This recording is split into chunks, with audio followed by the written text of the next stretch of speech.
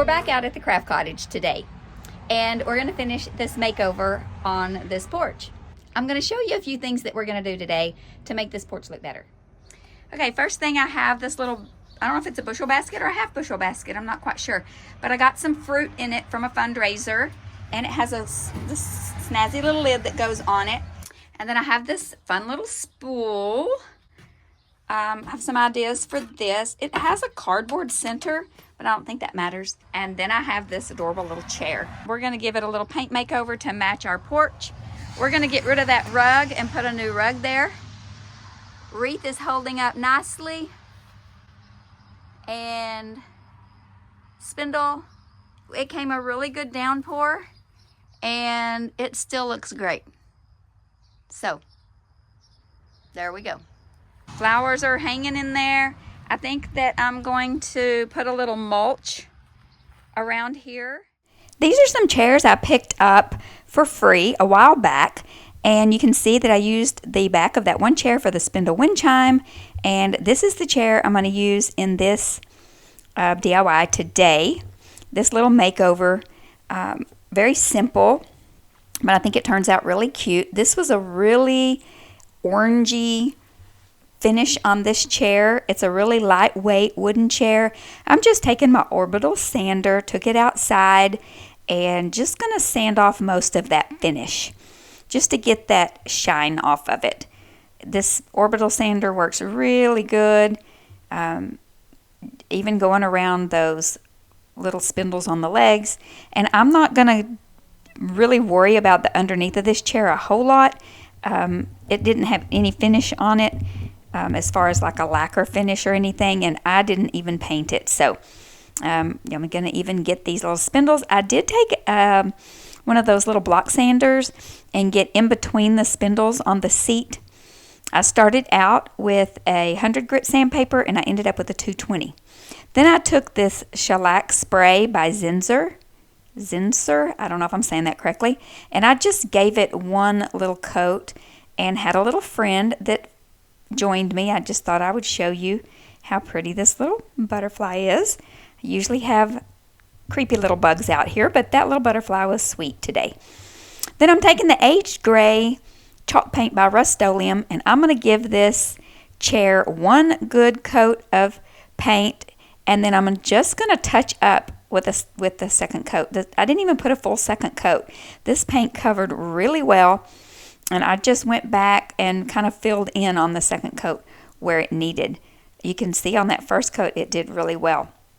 So it was really easy. I'm using my brush I got from, I'm not sure if it's a DIY brush or if just DIY stockists sell them. But anyway, that's what I was using. Now I'm going to use my DIY dark wax with just an old chippy brush, and I'm going to put it around the edges, just where I think that it needs to look old. I'm doing this after I did the allotted amount of spar urethane sealant on it, because it is going to be outside. I did not get that on video because I did it when it was dark, and the video, it was not good. So you don't need to see that. Just, seal it up with your spar urethane, and then I'm taking this and just putting it wherever I think it needs to look old. It needs to look like it's been sitting out on this porch, and somebody came and sat down in it, and it's just gotten kind of dirty. Normally we want our furniture to stay clean. We clean it up to make it look clean, but nope, not this one. And then I'm going to take this, I'm going to call it a bushel basket because I'm not sure, but I'm calling it a bushel basket. And these little bands, I'm just going to make them this cowgirl coral from DIY and Old 57 by DIY. I'm just going to paint them, instead of red and green, I'm going to make them coral and turquoise. Now, I get my DIY paints from Sammy at Unicorn Dust Designs. You can get them at her website, unicorndustdesigns.com. Go on over there and check out all the beautiful things that she has for sale and the paints. So this is what it looked like when I finished painting it. Now, I'm taking Weathered Wood by DIY. It's a very dark brown, but it's kind of a flat brown, and I'm just going to dry brush it in the creases wherever it would look worn. This is just personal preference. You don't have to do it on your projects. I do a lot of distressing and what have you. It's not even really my personal preference, but it's just kind of what's trendy. And I kind of do like a little bit of it, but I used to always say I had distressed stuff my whole life and not on purpose. It was just what I had because I had hand-me-downs, and so I never really wanted things that looked like that on purpose. So I do like this look though. Things that are really stark white or stark clean just look like they need something on them to me. So then I'm going to do this to the lid, same thing to the lid, and I got a little heavy-handed right there, so I'm just going to take this sanding block and just sand it down a little bit.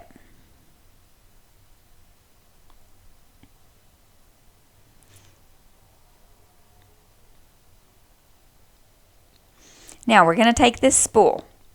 Now this was a little challenging to record, but I'm going to take that weathered wood. You can see it's a dark brown. And I'm going to take the SALTWASH. You can get this SALTWASH over on Sammy's website as well. I love this stuff to give texture to your paint. And I wasn't really sure how easy it was going to be to paint this spool because it has several different textures to it. This cardboard center and then this wood part here was a little, the wood was a little strange. I'm not sure it's real wood. I'm not real sure what it is. So I'm doing a stippling effect. I'm doing a brushing effect. I'm doing all kinds of different techniques with this because I want it to look like it's a lot of different textures. So then I'm going to use faded burlap and Old 57 as my next layers. I did not mix SALTWASH with these. So on this, I'm going to brush in the center and dab, stipple, brush, just making it have some texture. I love the texture that the SALTWASH gives. It's so versatile. You can do so many different things with it. See, I liked it that I liked the look when I brushed it and then went and stippled too. Now I didn't want full coverage on this because I wanted to take some of this Old 57 and then I want to kind of stipple in where I didn't get full coverage. So then when I sand it back, it was the kind of weird wood that it was that really made it strange. But anyway, it turns out okay. But I wanted it to kind of look like, you know, this was part of the paint that chipped away. So part of it I stippled thick, part of it I kind of dry brush stippled, and I did this over the whole thing. I didn't do full coverage on this. You'll see. Just watch what I do. Actions speak louder than words sometimes.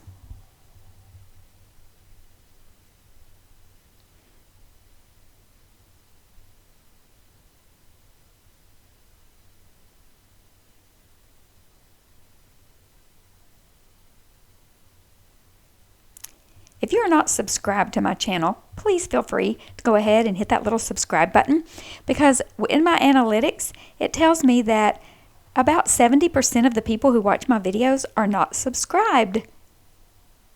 Imagine that. I can't imagine why you wouldn't just hit that little button. It's free. Nobody's going to harass you or anything. You just have to hit that little subscribe button. It helps my channel. It helps YouTube push my videos out to new people so I can get new exposure. Go ahead and comment down below which one of these is your favorite. Give me some suggestions on other things I can do to this craft cottage porch. I'm open to suggestions. Now I'm just going to sand this back a little bit, and this is where it got kind of weird. It got really dark.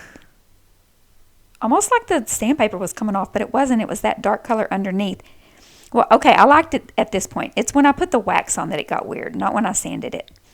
Okay, so I'm going to use the clear wax. this is where it got kind of weird. I'm not really sure. I did dust it off and got all the little grit from the sanding off, and it just got kind of weird. Even when it dried, it still was a little bit weird. Okay, I'm out here trying to get the Craft Cottage porch makeover finished. Look at these clouds. I hope it doesn't rain on me before I get done. Okay, now don't come after me about my pitiful abilities at gardening. This is a crafting channel, not a gardening channel. But I had this, I thought I had 2 bags of mulch. I did not. I had this bag of soil, which apparently it's a landscape mix. I'm not handling very well. So I decided to put a little bit of it down first and then put the mulch down. I should have, you know, pulled all the weeds, put some black paper down and all of that.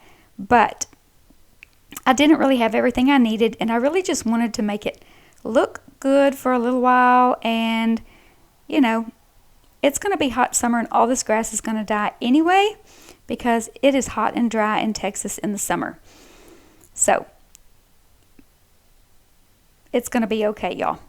So I just kind of put this little bit of dirt, spread it out where I wanted it. And then I put the mulch, which is the bag closest right there that I'm moving. Then I put it on top of this soil. So this just kind of gave me an idea where I wanted the mulch to be. So I emptied that bag out and just ended up spreading it all. And those awesome little gloves I have, I got at Dollar Tree. And they are great gloves, just by the way. For cheap gloves, they are awesome. Okay, there's what it looks like when I finished. See, it's not half bad. Not wonderful, but not bad. Okay, so then I get my broom out. I'm going to sweep the porch off. If you didn't see part 1 of this video and how all the junk that I had on this porch, I'll link that video in the description box below. And you can watch that, go back and watch that video. And see how I made the wind chimes and the wreath. And what else did we make in that? Oh, is that when I potted the plants? I called them flowers earlier. I realized that those are plants. Oh, where'd I go? Oh, there we go. Oh, the hello rug that my daughter got me for Mother's Day. I'm going to put that out. Brighten up the porch. I love that yellow. She did great getting that for me. And now we're going to use this little basket to put that cord in, because I work on this front porch when I sand, use my orbital sander, or I'm using my jigsaw, and I need that cord out there handy. So here I decided to put that little jute cord around that spool. And okay, here's what it looked like before. Pitiful.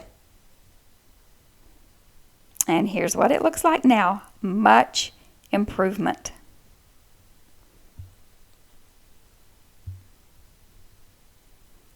I ended up putting a little lantern and a plant out there.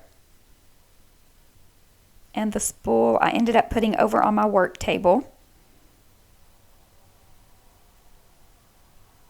So when I work there, I can just set it down on the ground or something. Hello.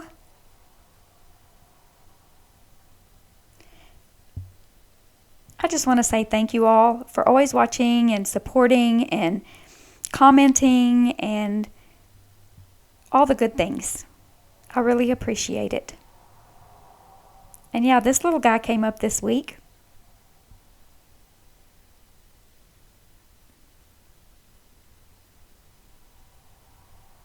So leave me a comment and let me know what you think. This is just my little craft cottage out in the back. Remember to be still and know that He is God.